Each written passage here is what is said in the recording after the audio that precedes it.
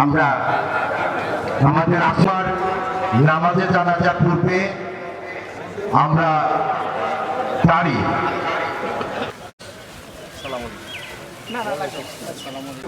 দোয়া চাইলেন আমাদের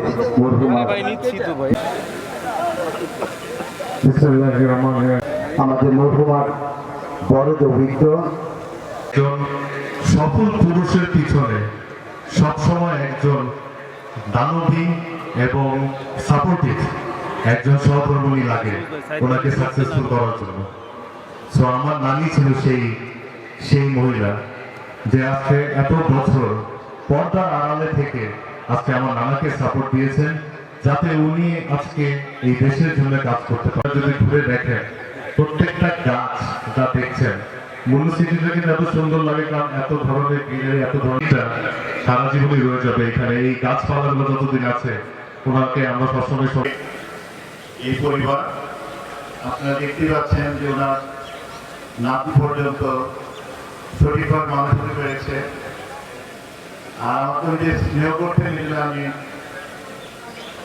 ওনার সম্বন্ধে কিছুই বলতে পারবো না, কারণ আমার সেই ইমোশন এখন।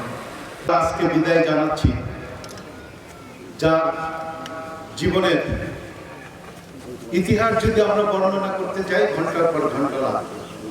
ইতিপূর্বে দুই নাতি বলেছেন, আমরাও জানি মূল্য পরিবার একটা ইতিহাস। এই ইতিহাসকে আমরা ধরে রাখা প্রতিশ্রুতি দিয়ে আজকে ওনাকে আমরা শেষ বিদায় জানাবো।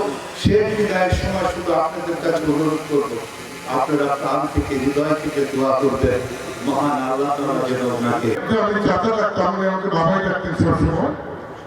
প্রথম জীবনে যে ফ্যাক্টরি ধারাতে হয় আমি ওনার সন্তানের মতো ওনার পাশে থেকেছি।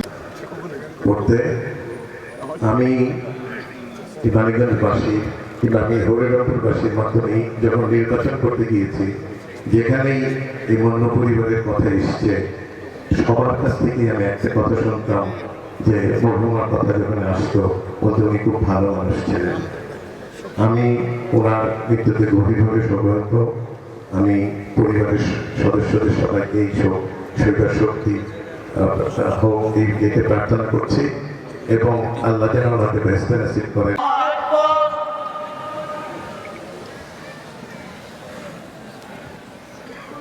থাকে কই জানি ফুট করে পড়ে।